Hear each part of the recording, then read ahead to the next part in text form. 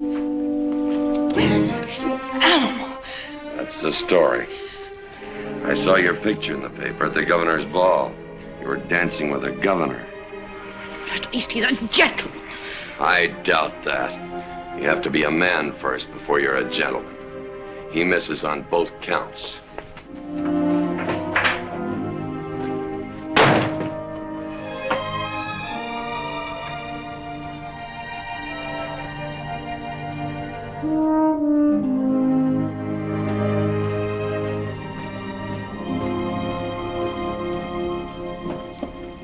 Hey, Sonny, you gonna ask him again? Nope. Hey, boy, you got a pocket of pride. You got a bag. You better listen to an expert, Sonny. I'm telling you, you got to grovel. Human nature gets him every time.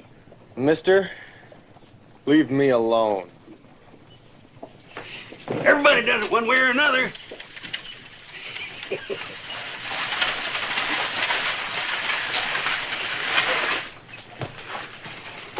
About that job, Mr. McLintock. I already told you, son, I've got no need for farmers or use for them. Just 1 minute, Mr. McLintock. My father died last month. That's how come we lost our homestead. I've got a mother and a little sister to feed. I need that job badly. What's your name? Devlin Warren. Well, you got a job, son. See my home ranch foreman. He's over at the corral.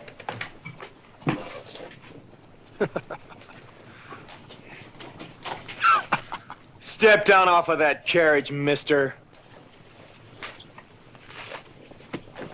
Hold that hog leg.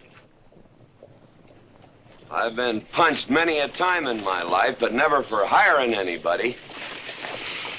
I don't know what to say. Never begged before. Turn my stomach. I suppose I should have been grateful you gave me the job. Gave? Boy, you got it all wrong. I don't give jobs, I hire men. You intend to give this man a full day's work, don't you, boy? You mean you're still hiring me, Mr. McLintock? Well, yes, sir. I mean, I'll certainly deliver a fair day's work. For that, I'll pay you a fair day's wage.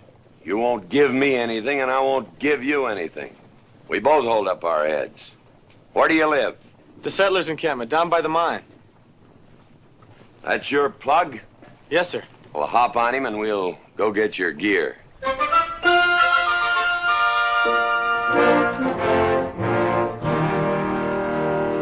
Yeah!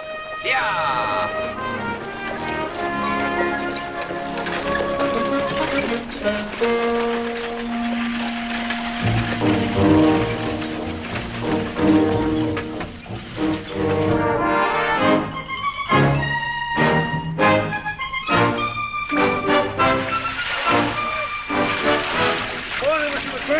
Morning, Mr. Poor Boy.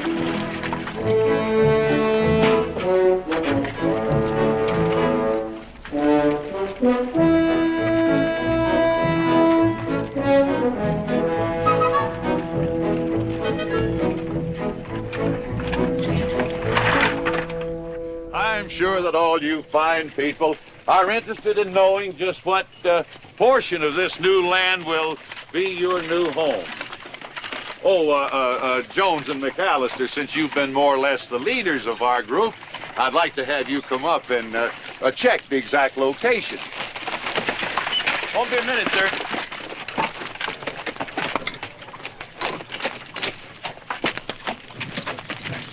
Go after that boy and give him $30. Tell him McLintock pays these riders a month in advance. From the looks of things, they could sure use it, too. Oh, Mom? It's Mr. Drago. Well, and what do we owe this visit from the cattle baron? I've got a touch of hangover, bureaucrat. Don't push me.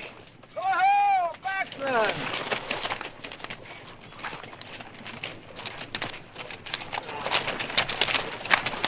Say, those are Indians.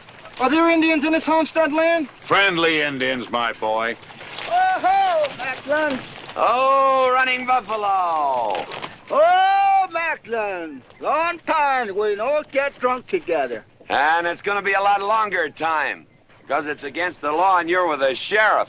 And if I got my hands full, they came into town to meet the train. The old Indian chiefs are coming home. I heard they'd been pardoned. They don't know when it's arriving, this week, next week, or next month. So in the meantime, I've got to do something with them. Could I cut out a couple of head of your steers to feed them? Otherwise, some of these settlers' milk cows are going to disappear. That's right, Macklin. Cut out whatever you need. Sheriff, are you going to camp these savages with all these settlers? You're asking for trouble. Mr. Douglas, I already have plenty of trouble. Please stay off my back. Running Buffalo, bring your people over to the clay slide. Go. Hello, Mr. Macklin. Tiny Mouse, it's nice to see you. You wouldn't believe it now, but 20 years ago, she was a mighty handsome maid. 20 years ago, you thought so too, Mr. Douglas.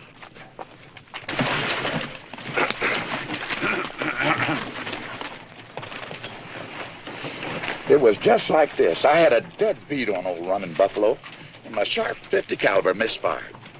That was back in that trouble in the 40s. Remember? I remember. Hey, you want to tell you something come directly from heaven? No.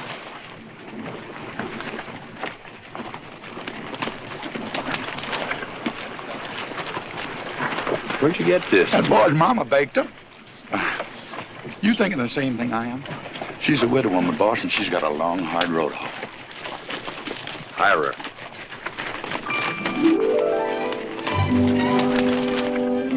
I always said you had a heap of sense. Mr. McLintock, this is my mother. Your mother? And my sister. Pleased to meet you, Mr. McLintock. Ma'am, this here's my boss, and he has a few choice words to say about your biscuits. Yes, Mr. McLintock? Well, they're great.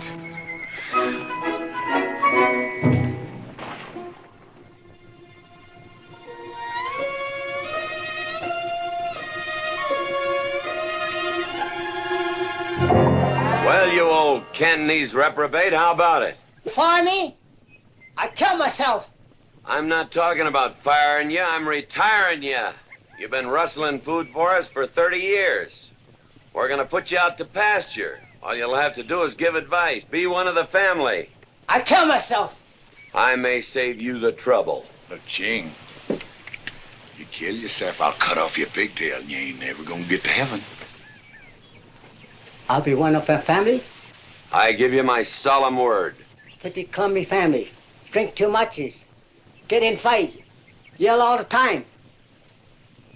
Cut off his pigtail. All right, I'll be one of our family. Giúp lấy đó. Phải là giúp lấy đó. Giúp lấy đó, hai. Cảm ơn.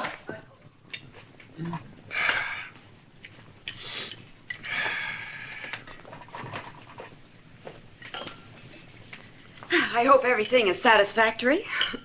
This is such a big house, it'll take me a while to get used to things. Now, please don't hesitate to tell me if anything is wrong. No bird's nest soup. Otherwise, just fine. Everything on nicely, finally. Fine. Ma'am? Best apple pie I ever had. Curly's right, ma'am. Hated to leave that last bite. Shall we celebrate with a drink? Carlos, come in and help me with the dishes. Alice, you want to help too? Yes, Jacob. All right, pitch in. Now, I'll wash and you kids can dry. Is that good here?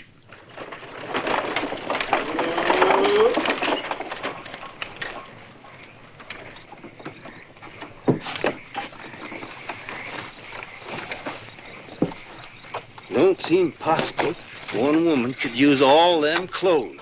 You keep a civil tongue in your unprepossessing face. Yes, ma'am. And unload my baggage, please. Yes, ma'am. By the way, what does that word unprepossessing mean?